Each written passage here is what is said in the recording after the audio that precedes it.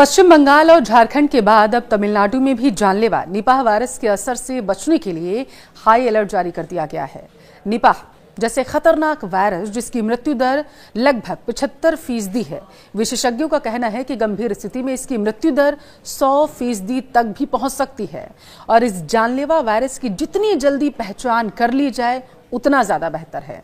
इसलिए कई राज्यों में हाई अलर्ट सरकार की तरफ से जारी कर दिया गया। आइए जानते हैं कि निपाह वायरस कैसे फैलता है।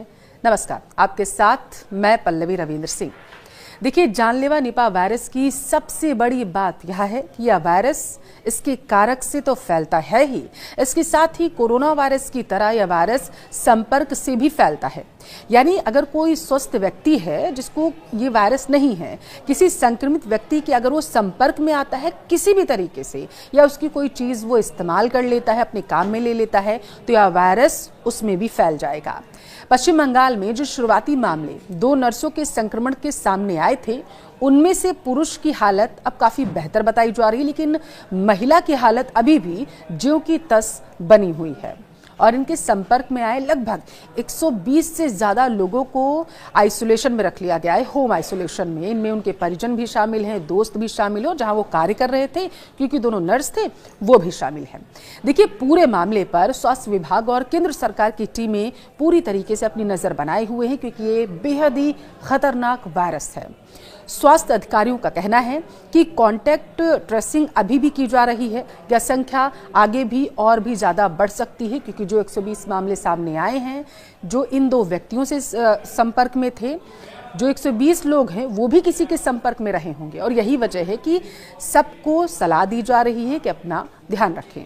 अब इस वायरस को खतरनाक क्यों माना जा रहा है? देखिए, उसे जन्म बेहद जरूरी है आपके लिए। निपाह वायरस से मौत की दर 40 से 75% तक मानी जा रही है। अभी तक इस वायरस की कोई पक्की ना तो दवा है और ना ही वैक्सीन बन पाई है। यह दिमाग पर सीधा असर डालता है, लंबे समय तक आपके लिए परेशानी भी ये छोड़ सकता है। यह बीमारी जानवरों से इंसानों में फैलती है और मुख्य रूप से जानवरों के मल या फिर शारीरिक तरल पदार्थों के संपर्क से। वायरस के मुख्य वाहक फल खाने वाले चमगादड़ हैं, लेकिन सुअर, घोड़े, बिल्लियां, बकरियां और भेड़ जैसे अन्य जानवर जो चमगादड़ों से वायरस लेते हैं, वे भी वायरस को इंसानों में फैला सकते हैं, ऐसी आशंका विशेषज्ञों की तरफ से जताई गई। निपाह वायरस संक्रमण के शुरुआती लक्षण फ्लू जैसे होते हैं, इसीलिए इन्हें पहचानना थोड़ा मुश्किल बताया जा रहा है।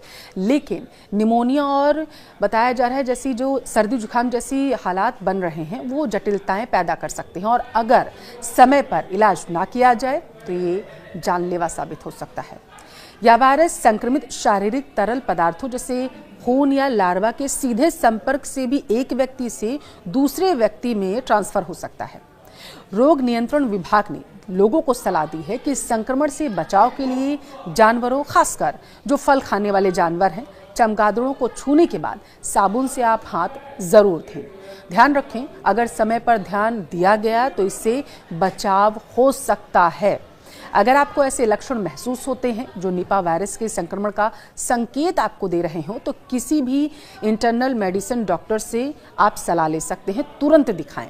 खासकर अगर आप किसी ऐसे इलाके में रह रहे हैं जहां निपाह वायरस का एक भी संक्रमित मरीज मिला है या संक्रमण वहां पर पाया गया है, संक्रमित जानवर पाए गए हैं जैसे चमगादड़ या सुअर, या संक्रमित व्यक्तियों के आप अगर संपर्क में आए हैं, तो प्रारंभिक जो इसका निदान है और सहायक देखभाल से ठीक होने की संभावना बढ़ सकती है और लक्षणों को ज्यादा प्रभावी ढंग से प्रबंधित करने में मदद भी यहां पर मिलती हुई नजर आ रही है।